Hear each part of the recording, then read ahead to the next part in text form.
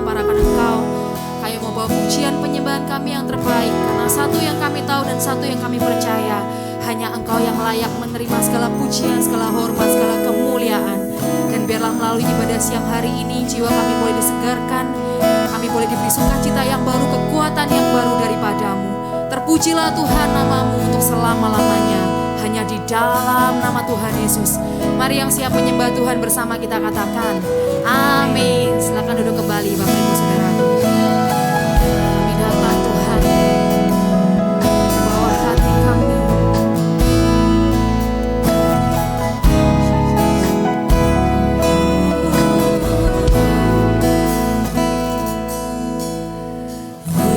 Yesus, Kau sungguh baik.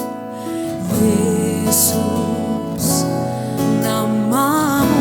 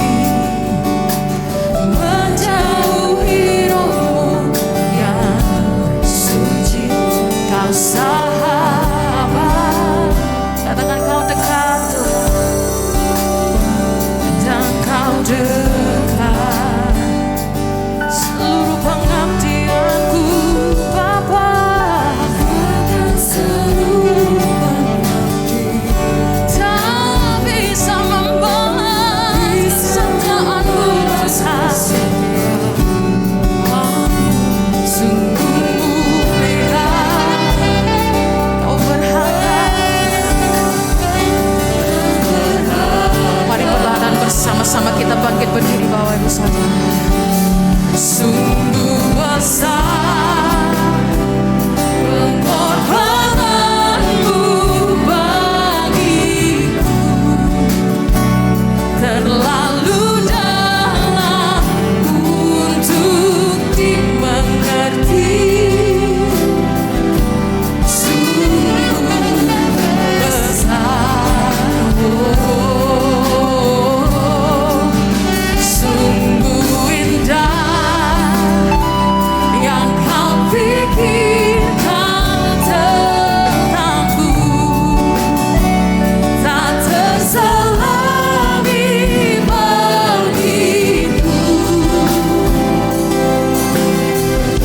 Sungguh indah. Mari bersama angkat tangan kita tinggi. Sungguh besar pengorbananmu bagiku, terlalu dalam untuk dimengerti. Sungguh besar,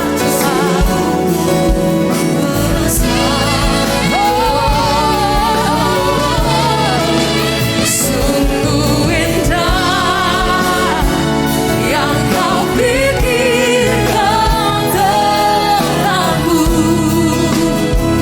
tak terselami bagiku. Sungguh indah, sungguh indah, sungguh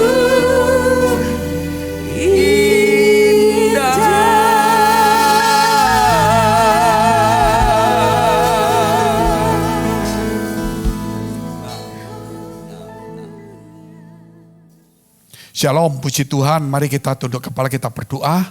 Bapa kami yang ada di dalam surga, Bapa yang baik yang kami kenal dalam nama Tuhan Yesus. Engkau mengurapi, memberkati Tuhan. Engkau yang telah memilih, memanggil kami. Engkau telah menentukan kami. Bahkan Engkau membenarkan dan memuliakan setiap kami. Biar kemuliaan Tuhan boleh bercahaya dalam kehidupan kami dan nama Tuhan dipermuliakan. Terima kasih Bapa, Engkau sucikan hati pikiran kami. Supaya kami boleh layak Tuhan, menjadi rumah Tuhan. Hidup kami boleh menjadi tempat kediaman roh Tuhan. Supaya hidup kami bukan dituntun oleh hawa nafsu kami, tapi dituntun oleh roh Tuhan sendiri. Urapi setiap kami, setiap yang sakit Tuhan sembuhkan dalam nama Yesus Kristus. Biar setiap iman kami boleh bangkit dan menjadi sembuh. Terima kasih Tuhan, boleh hati kami boleh menjadi hati yang gembira, adalah obat yang manjur. Biar segala stres, segala tekanan, segala persoalan masalah kami serahkan kepada Tuhan. Dan segala cita-cita kami serahkan kepada Tuhan. Dan itu Tuhan kami yakin akan menjadi satu pengharapan yang pasti. Bahkan yang punya masalah persoalan tantangan diberi kekuatan. Mereka diberi pemulihan, yang sakit Tuhan sembuhkan dalam nama Yesus. Biar setiap kami, iman kami boleh bangkit kembali dan nama Tuhan dimuliakan dalam nama Yesus. Haleluya. Amin. Amin. Puji Tuhan, saudara yang dikasihi Tuhan. Bicara tentang kemuliaan Allah itu enggak main-main. Tidak mungkin seseorang punya kemuliaan Allah kalau dia tidak punya iman yang begitu luar biasa. Seperti Abraham punya iman yang luar biasa. Dia bukan hanya percaya, namun dia bersahabat dengan Tuhan. Bahkan kalau kita melihat juga bagaimana Musa juga, dia meninggalkan kerajaan Mesir itu. Dan dia mau menjadi orang-orang biasa hanya karena Tuhan saja. Karena dia ingin menjadi orang-orang percaya, umat pilihan Tuhan. Sehingga dia menentukan, dia memilih meninggalkan Mesir sebagai putra Firaun yang akan berkuasa. Dia tinggalkan, dia menjadi biasa karena imannya. Oleh karena itu seseorang kalau ingin supaya ada kemuliaan Allah, iman itu bukan hanya percaya, namun dia mulai bertumbuh. Iman itu ditambahi. Iman itu harus sungguh-sungguh ditambahi. Dengan apa? Dengan kebaikan, kebajikan, kesalehan. Bahkan kasih, penguasaan diri dan sebagainya. Itu tugas kita. Nah, kalau tugas kita tidak jalankan, bagaimana nanti persoalannya itu? Tuhan memberikan kepada kita iman. Nah, kita membaca firman, iman semakin kuat. Terus kita mulai melakukan kebaikan, kebajikan, kesalehan, penguasaan diri, kasih. Apa yang terjadi kemudian? Nah, yang terjadi kemudian itu adalah, saudara, yaitu kita semakin mengenal dan semakin giat mencari Tuhan. Akhirnya kemuliaan Allah muncul. Dan kemuliaan Allah ada dalam diri kita. Hidup kita menjadi rumah Allah. Hidup kita menjadi tempat kediaman roh Allah. Sehingga kita tidak boleh lagi menuruti hawa nafsu kita, tapi kita harus menuruti kehendak Allah. Kalau kita terus menuruti hawa nafsu kita marah-marah, kita iri, kita benci, kita dendam, kita ambisi, kita fitnah, kemuliaan Allah itu sirna. Seperti apa? Seperti Saul yang ditinggalkan roh Allah. Tetapi sebaliknya Daud, ada roh Allah turun dalam hidupnya. Sehingga dalam situasi sulit, ditekan-tekan musuh, dia tetap berharap kepada Tuhan. Dia tetap tidak membalas kejahatan kepada Saul. Dia tetap serahkan kepada Tuhan. Lah, ini yang saya ingin supaya setiap teman, saudara kita harus melihat kemuliaan Allah, dan kemuliaan Allah itu harus ada pada kita. Kemuliaan Allah dinyatakan kepada siapa? Pertama kita melihat dinyatakan kepada Kristus Yesus. Kepada Yesus. Kemudian kepada Yesus Kristus adalah kemuliaan Allah. Maka dia kemudian memberi kemuliaannya kepada kita. Sehingga kita disebut anak-anak Allah. Kita lihat dulu firman Tuhan dalam satu kisah yang luar biasa. Yaitu Yesus naik ke gunung yang tinggi. Kemudian dia berubah wajah. Dan apa yang terjadi? Ada Musa dan Elia di samping kiri kanannya. Sehingga 3 muridnya yang ngantuk, yang capek, kedinginan. Akhirnya semangat kembali. Dan mereka ingin bekerja di tengah-tengah mereka ngantuk. Di tengah-tengah mereka dingin. Ingin membangun 3 kemah untuk Yesus, untuk Musa, untuk Elia. Terus mereka di mana? Mereka gak membangun kemah untuk mereka. Mereka ingin membangun untuk Yesus, Musa, dan Elia. Sebab itu mereka sangat bahagia sekali. Padahal situasi saat itu mereka kecapean, mereka ngantuk. Begitu mereka ngantuk, dia lihat Yesus berubah wajah. Bajunya berkilau-kilau putih cahaya. Luar biasa, ada Musa, ada Elia. Wah, luar biasa. Itu membuat semangat mereka. Oleh karena itu teman-teman, kalau saudara hari ini loyo-loyo, kedinginan, capek, banyak masalah, putus cinta, masalah persoalan apa saja, problem. Nah, kalau kita melihat kemuliaan Allah, kita yakin sungguh-sungguh bahwa Tuhan memberikan kepada kita hidup masa depan yang baru. Kita boleh kehilangan pacar, jangan kehilangan Yesus. Kita boleh kehilangan pekerjaan, jangan kehilangan Yesus. Kita boleh kehilangan segala sesuatu, tapi jangan kehilangan Yesus Kristus. Kita baca dulu dalam Matius pasal 17 ayat 1 sampai dengan 7. 6 hari kemudian Yesus membawa Petrus, Yakobus, dan Yohanes saudaranya. Dan bersama-sama dengan mereka ia naik ke sebuah gunung yang tinggi. Di situ mereka sendiri saja. Lalu Yesus berubah rupa di depan mata mereka. Wajahnya bercahaya seperti matahari. Luar biasa sekali. Dan pakaiannya menjadi putih bersinar seperti terang. Seperti ada cahaya lampu. Maka nampaklah kepada mereka Musa dan Elia sedang berbicara dengan dia. Kata Petrus kepada Yesus, Tuhan, betapa bahagianya kami berada di tempat ini.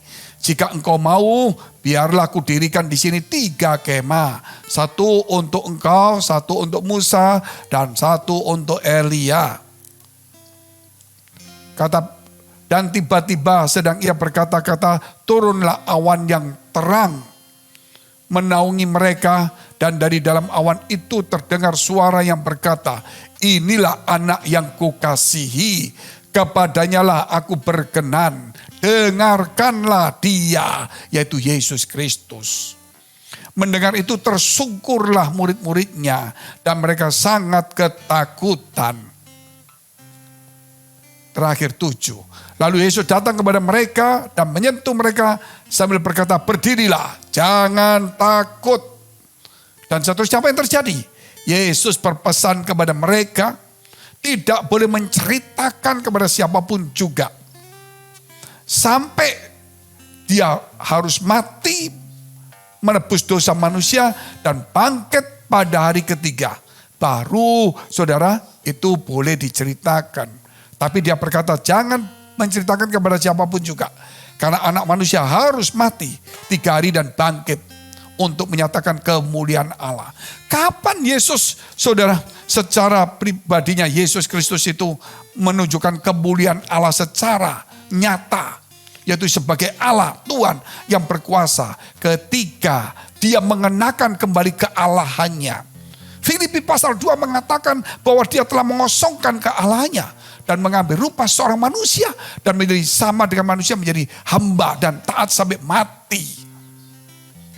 Ketika dia mengosongkan, dia menjadi manusia dan dia mati. Sampai mati. Sampai mati.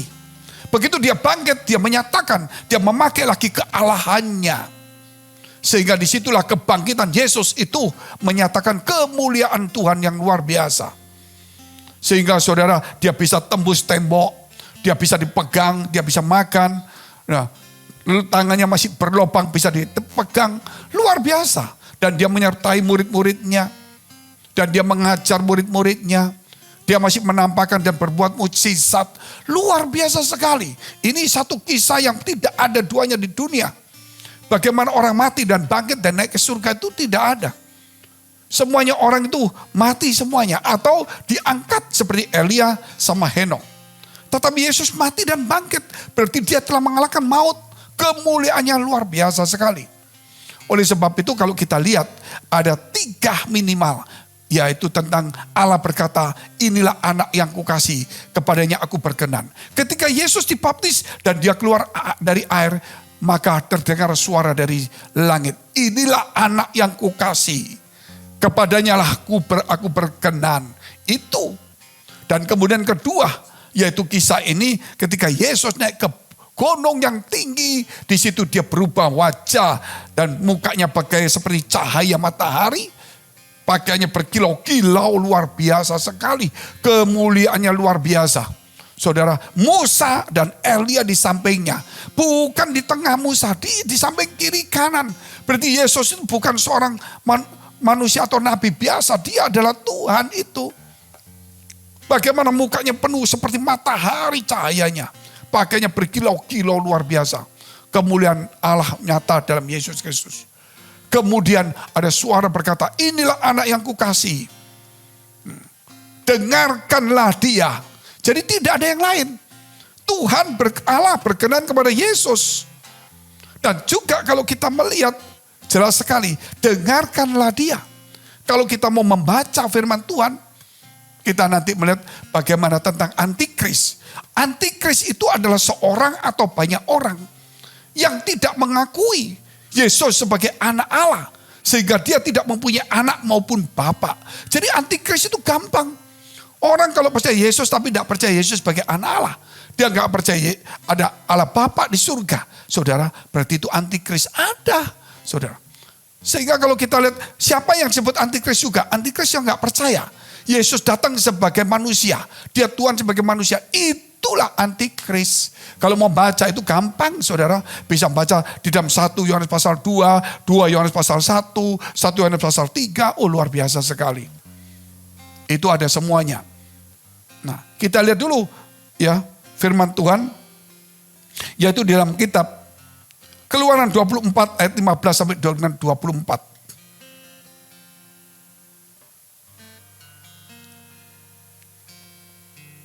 Keluaran 24, maka Musa mendaki gunung dan awan itu menutupinya.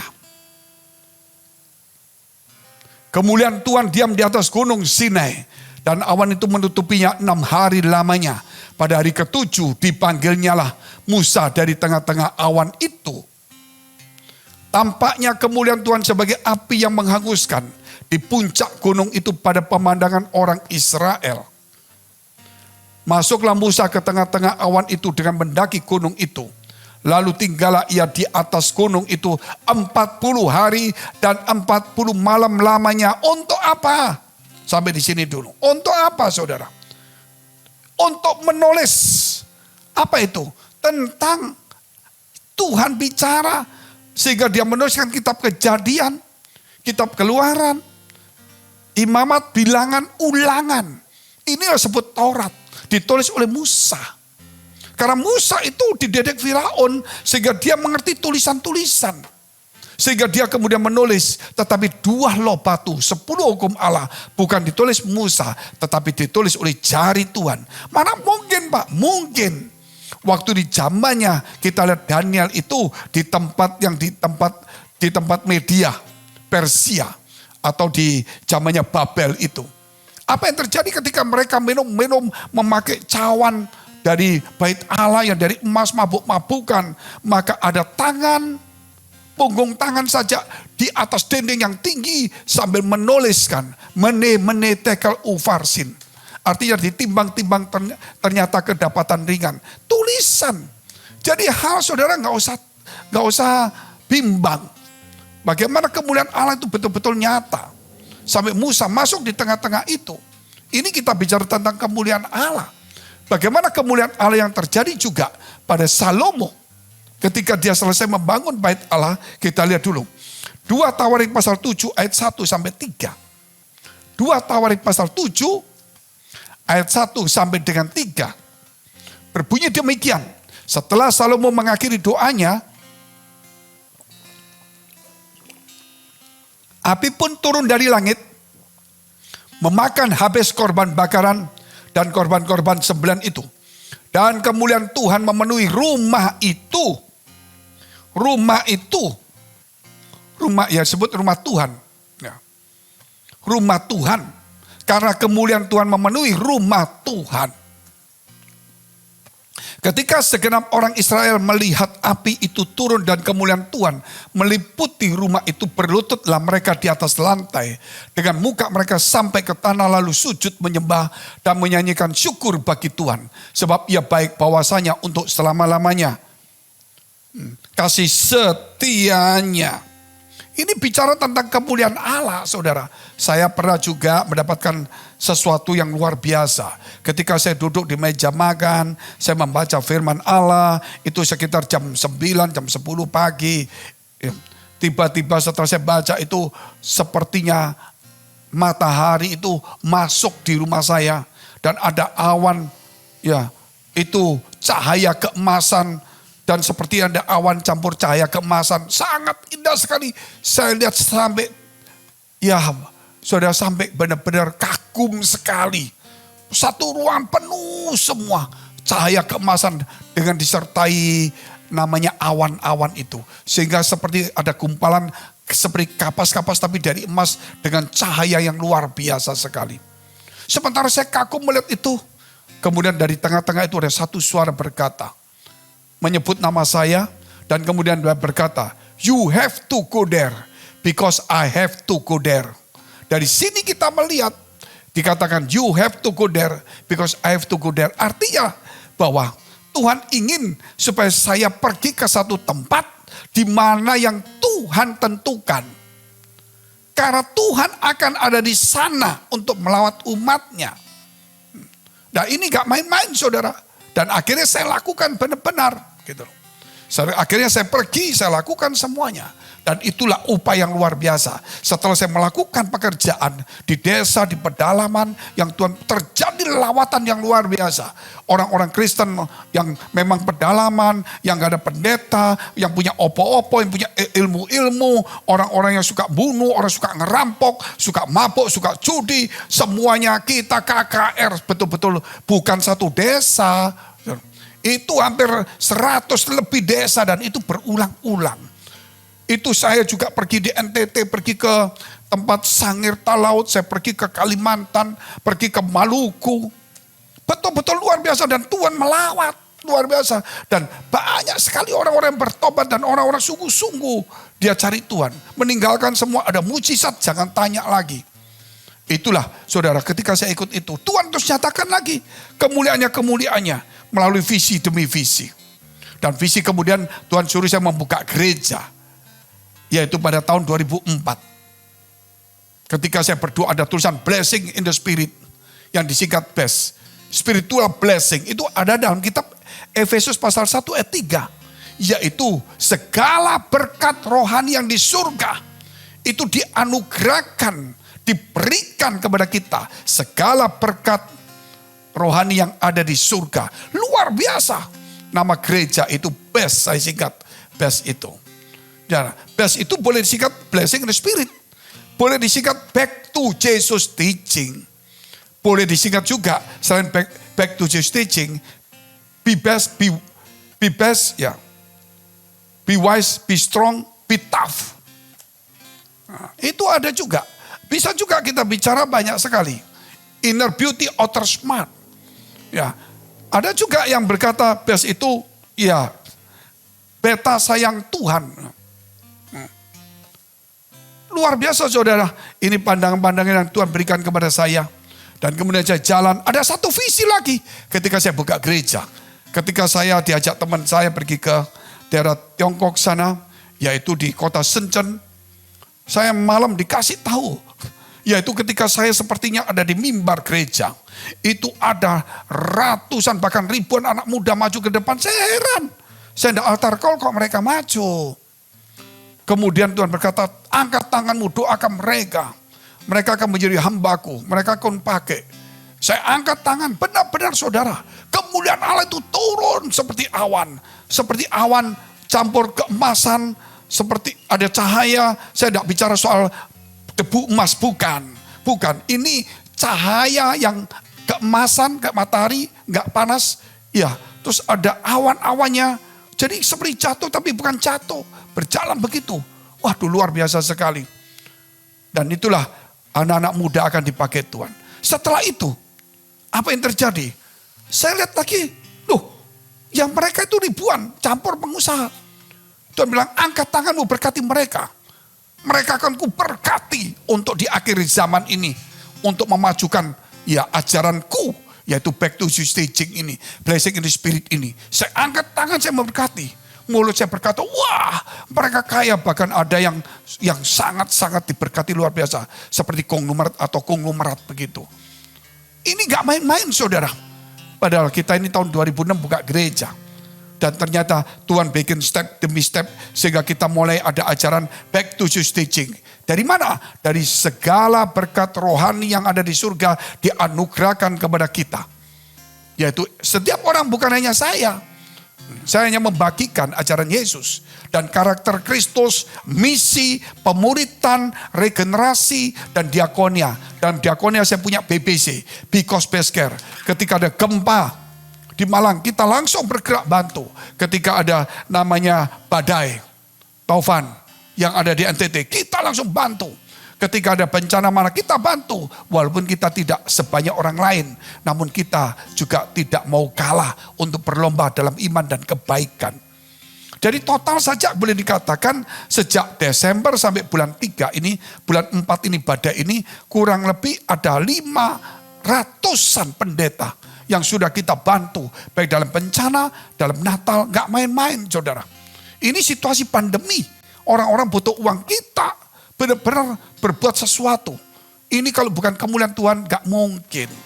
Oleh karena itu saudara, Tuhan ingin supaya hidup kita ini ada kemuliaan Allah. Kemuliaan Allah itu tercermin bukan karena kita sebagai orang Kristen saja. Namun boleh tercermin dari tingkah laku kita. Kemuliaan hati kita. Keluhuran budi kita. Sekali lagi, kemuliaan hati kita. Keluhuran budi kita. Etika kita. Itulah kemuliaan Allah dinyatakan. Sehingga hidup kita itu penuh dengan kebajikan dan kesalehan, kemurahan hati. Sehingga gereja kita saudara tidak ikut sama seperti orang lain. Yaitu orang lain cuma punya 4. Sola Gracia, Sola Scriptura, Sola Fide, dan sola yang lainnya.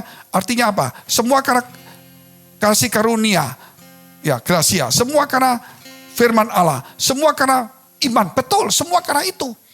Tetapi saya tambah lagi yang kelima, sola pietas di gereja kita. Jadi tidak sama, tidak sama karena saya ada tambah 1. Sebenarnya kalau 4 ini sama, percayanya sama.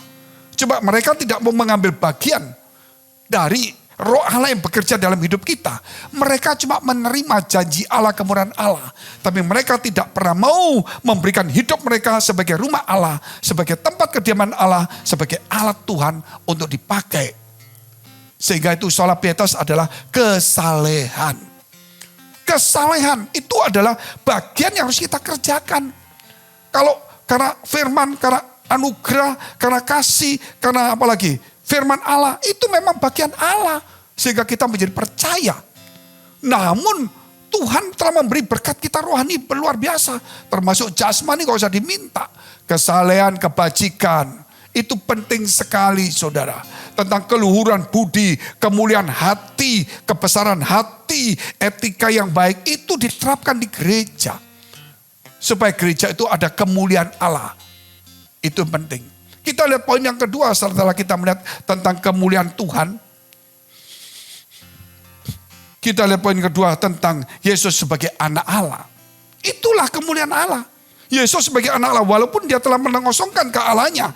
Tetapi dia disebut anak Allah. Sang firman yang telah jadi manusia. Itu kemuliaannya. Kemuliaannya dari mana Pak? Dia lapar. Kemuliaannya apa? Mujizat? Salah satunya. Kemuliaannya apa? Karena dia mati bangkit? Salah satunya. Kemuliaannya apa? Ketika Yesus sebagai Allah dan dia mengosongkan kealahannya, dia rela sama dengan manusia. Dia menderita seperti manusia. Dia ditolak, dianiaya, dihina, tapi dia tidak membalas. Itulah kemuliaan. Kok bisa ya Pak ya? Kemuliaan apa? Keluhuran budinya, kasihnya yang besar. Padahal dia cuma bertiup, saudara, gitu aja semua mati. Semua bisa mati, tapi dia enggak. Dia rela menderita, diolok, diem. Kemuliaan budinya, kemuliaan hatinya, kemuliaan. Waduh, luar biasa semua saudara.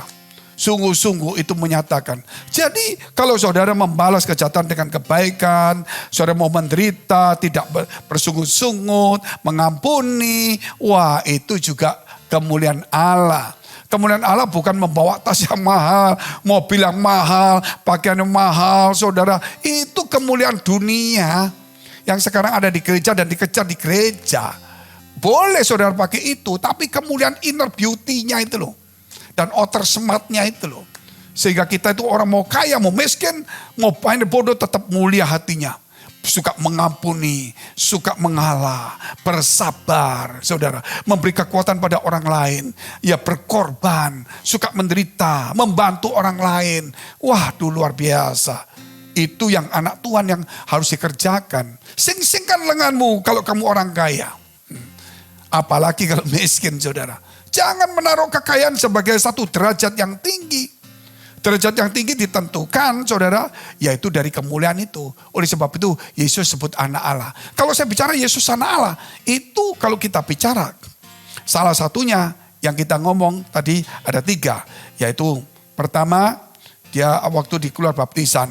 Kedua di gunung yang tinggi Tuhan bicara. Yang ketiga di mana? Di kitab Mazmur pasal 2. Sebelum Yesus turun ke dunia, Daud sudah menubuatkan bahwa Allah berkata, inilah anakku yang kuperanakan hari ini. Jadi kalau ada orang berkata, kok ya Allah punya anak? Waduh, dosa sekali. Bagaimana caranya Allah punya anak? Mesti harus ada ibu Allah. Ini cara pikiran manusia. Allah itu saudara memperanakan, dia cukup saudara. Yaitu berkata jadi. Sang firman ini jadi manusia. Saudara. Sang firman jadi manusia disebut anak Allah. Nanti kenapa disebut anak Allah? Itu ada alasannya. Kita lihat dulu. Mazmur pasal 2 ayat 6 sampai 11. Akulah yang telah melantik rajaku di Sion, gunungku yang kudus. Jadi dia melantik rajanya di gunung kudus Sion.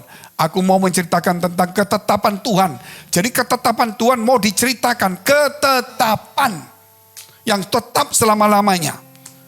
Ia berkata kepadaku, Tuhan berkata kepada penulis Mazmur ini Daud. Anakku engkau E-nya besar, telah kuperanakan pada hari ini, ku besar. Itu menunjukkan saudara Yesus. Mintalah kepadaku, maka bangsa-bangsa akan kuberikan kepadamu. Menjadi milik pusakamu dan ujung bumi menjadi kepunyaanmu. Itulah gereja Tuhan. Engkau akan meremukkan mereka dengan gada besi melalui firman yang makanan keras, firman yang dewasa. Memecahkan mereka seperti tembikar tukang periuk. Menegur melalui firman yang keras. Bukan firman yang lemah lembut yang maksudnya bicara tentang ya berkat-berkat. Tetapi mengubah hidup manusia, karakter manusia. Oleh sebab itu, hai raja-raja, bertindaklah bijaksana, terimalah pengajaran, hai para hakim dunia. Disuruh belajar dari firman Tuhan, ajaran Yesus. Terus kita lihat 11. Beribadahlah kepada Tuhan dengan takut dan ciumlah kakinya dengan gemetar. Tuhan, saudara. Beribadahlah kepada Tuhan. Ciumlah kakinya dengan gemetar. Karena kalau dia marah, bumi bergoncang. Nggak ada satupun yang bisa nahan sang firman itu. Tuhan. Banyak orang berkata, Pak, itu Tuhan, itu Yahweh. T besar, U besar, H besar, A besar, N besar. Ya, tapi kalau saya di dalam bahasa Ibrani itu memang YHWH. YHWH. Tetapi ketika kita baca YHWH, kita tidak, atau Yahweh, kita tidak boleh ngomong YHWH. Tapi kita langsung ngomong Adonai. Tulisannya YHWH. Tapi bacanya mulut mesti Adonai. Tulisannya Yahweh. Bacanya harus Adonai. Nah, ketika Yesus turun ke dunia, dia itu Adonai. Saudara, jangan bengong-bengong. Memang dia Tuhan. Kuperanakan itu satu ketetapan yang tidak dirubah. Mengapa Yesus disebut anak Allah? Kenapa disebut anak Allah ya? Kok nggak langsung Allah jadi manusia aja? Supaya ketika dia menjadi anak Allah itu menjadi sulung. Sehingga kemudian kita yang percaya itu bisa menjadi anak-anak Allah. Kalau nggak ada yang sulung, bagaimana ada yang selanjutnya? Sehingga Yesus itu yang adalah Allah turun sebagai anak Allah supaya kita menjadi yang bungsunya yang mengikuti itu. Demikian juga karena dia yang sulung yang mati bangkit. Yang pertama mati bangkit dan tidak mati lagi naik ke surga. Banyak orang mati bangkit terus mati lagi saudara. Tapi ini mati bangkit dan terus hidup terus. Padahal dia matinya bukan matinya karena sakit. Mungkin sakit itu belum waktunya mati. Terus tiba-tiba bangkit kembali. Tapi Yesus ini tombak lembingnya. Dipaku tangannya. Dia mati, ada lubangnya. Tapi dia bangkit. Waktu 3 hari dia bangkit. Lubang tangannya 3 hari. Mestinya kan bernanah. Gak ada antibiotik zaman dulu. Tetapi tetap lubang, tapi sudah kering nunjukkan. Dia Tuhan saudara. Karena dia yang mati bangkit pertama naik surga. Maka kita kemudian menjadi yang selanjutnya. Kita lihat dulu ayatnya. Yaitu Roma 8 ayat 29. Roma 8 ayat 29. Sebab semua orang yang dipilihnya dari semula. Mereka juga ditentukannya dari semula untuk menjadi serupa dengan gambaran anaknya. Yaitu Yesus. Supaya Yesus anaknya itu menjadi yang sulung di antara banyak saudara. Jadi saudara, supaya dia menjadi sulung, kita yang kemudian anak-anak Allah. Kalau Yesus tidak menjadi anak Allah, kita gak jadi anak-anak Allah. Siapa yang sulung yang mulanya itu? Yang mengangkat kita, yang menjadi percaya Yesus. Karena dia yang sulung, kita ikut sebagai anak Allah. Yesus turun mengangkat kita, mengadopsi kita. Mau gak mau ya sudah kita diterima Allah. Terus kita lihat juga dalam kitab Roma 11 ayat 16. Jikalau roti sulung adalah kudus, maka seluruh adonan juga kudus. Dan jikalau akar adalah kudus, maka cabang-cabang juga kudus. Karena Yesus itu tidak berdosa. Dan dia mati demi menebus dosa manusia. Dan dia adalah suci, maka kita yang dosa ini menjadi suci. Karena dikatakan yang sulung itu, adonan itu kudus, maka semuanya yang kudus. Kalau Yesus gak seperti yang sulung kudus, kita gak ada yang kuduskan. Karena Adam yang sulung itu berdosa, kita jadi berdosa. Karena Yesus yang sulung tidak berdosa, menebus dosa, kita menjadi dikuduskan. Di dalam darah Yesus Kristus. Kita lihat terus, yaitu di dalam kitab 1 Korintus 15 ayat 20. Tetapi yang benar ialah bahwa Kristus telah dibangkitkan dari antara orang mati sebagai yang sulung dari orang-orang yang telah meninggal. Yang sulung, saya berjumpa dengan saudara kita dari Kristen yang disebut saksi Yehova gitu. Dia berkata apa? Oh, Yesus ciptaan karena yang sulung. Diciptakan, ya sulung diciptakan mungkin. Sulung yang mati bangkit. Sulung sebagai anak Allah. Sulung dari yang kudus. Sulung dari firman Allah, berarti tidak ada lagi. Nah kalau cuman yang diciptakan aja, ya berarti seakan-akan Yesus itu cuman di bawah Allah. Tapi kalau bicara sulung yang kudus dan semuanya ini. Disebut yang sulung itu menunjukkan, saudara, jadi bukan hanya Yesus diciptakan terus kita rendahkan. Coba pelajari semua dong.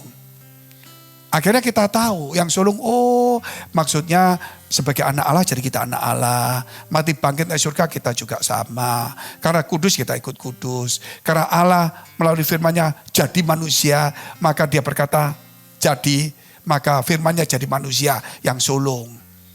Itulah semuanya. Kita lihat yang terakhir, yaitu penolakan atau menerima. Dikatakan dengarkanlah dia. Dengarkanlah dia. Mau menolak atau menerima. Saya mau kalau menolak, ya gak usah ngomong. Menolak, kalau kita menolak berarti maut dan sengsara. Itu ada di dalam 1 Yohanes pasal 1. Ya itu ada jelas dikatakan di bawahnya itu. Yang tidak percaya akan dalam hukuman dan sebagainya. Tapi yang percaya akan diberi kuasa menjadi anak-anak Allah. Yohanes pasal 1. Tapi kita lihat dulu. Yang menerima saja, yang menerima.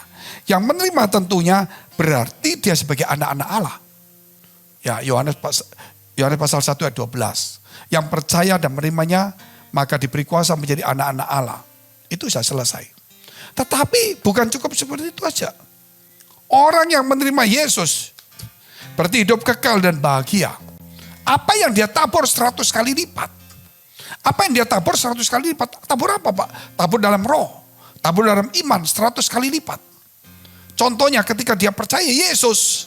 Dia menerima Yesus, ditolak dunia. Mungkin keluarganya menolak. Dia terpaksa kehilangan hartanya.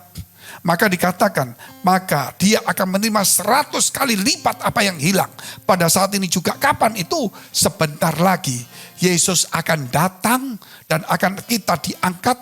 Kemudian dia turun di bumi dan akan memerintah 1000 tahun lamanya. Dan orang-orang yang karena Tuhan, yang menerima Tuhan, kehilangan hartanya, rumahnya, orang tuanya, semuanya, saudara.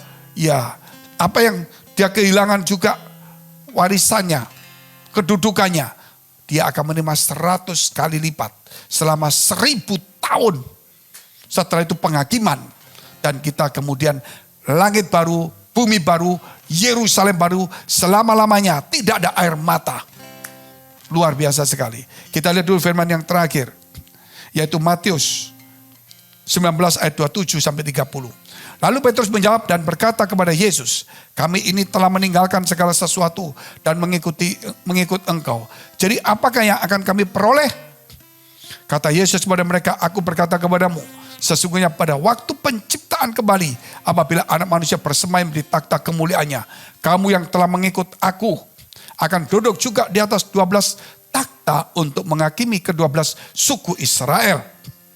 Dan setiap orang berarti yang lain lagi, yang karena namaku meninggalkan rumahnya, saudaranya, laki-laki atau saudaranya perempuan, bapak atau ibunya, anak-anak atau ladangnya, akan menerima kembali 100 kali lipat dan akan memperoleh hidup yang kekal. Puji Tuhan, luar biasa. Inilah saudara, kita tidak bisa menceritakan bagaimana kemuliaan yang Tuhan berikan di akhir zaman.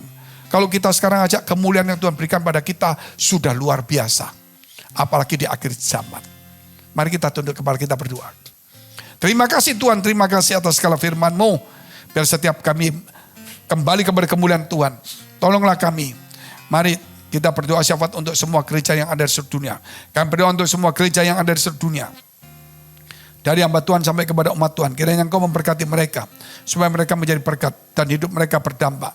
Supaya di mana gereja mereka melayani, dipenuhi orang-orang yang takut akan Tuhan dan tulus hatinya. Kami berdoa untuk semua gereja yang ada di seluruh dunia. Supaya mereka bersatu rukun dan tidak terpecah-pecah. Supaya dunia percaya Yesus adalah Tuhan bagi kemuliaan Allah Bapa di surga. Demikian gereja di mana kami menggembalakannya. Gereja Blessing in the Spirit. Kami berdoa untuk setiap persembahan yang dipersembahkan umat-Mu. Kiranya menjadi dupa yang harum di hadapan Tuhan.